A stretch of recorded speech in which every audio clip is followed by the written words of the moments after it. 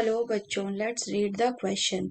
The question is, assertion is given as DNA copying is necessary during reproduction. Reason is given as DNA copying leads to the transmission of character from parent to offspring. Option are both the assertion and reason are correct, and reason is the correct explanation of the assertion. B is assertion and the reason are correct, but the reason is not the correct explanation of the assertion. C is assertion is true, but the reason is false.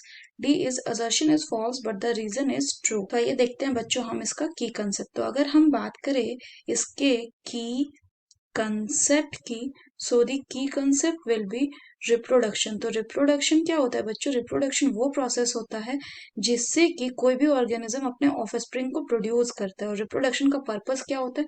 इसका purpose होता है अपने generation को आगे बढ़ाना। जो reproduction होता है ये दो तरह के हो सकते हैं, जिसमें एक पेरेंट इन्वॉल्व हो एसेक्सुअल रिप्रोडक्शन, जिसमें दो पेरेंट इन्वॉल्व हो सेक्सुअल रिप्रोडक्शन। अगर फर्दर बात करें तो इसका जो मेन फेनोमेना रिप्रोडक्शन में जो मेन फेनोमेना होता है वो होता है क्या? Copying of genetic copying of the genetic material, यानी जेनेटिक मटेरियल का कॉपी। और ये क्यों जरूरी होता है? किससे कॉपी करेंगे? From the parents to the offspring genetic material का कॉपी होगा पेरेंट से ऑफस्प्रिंग। और ये क्यों जरूरी है? This is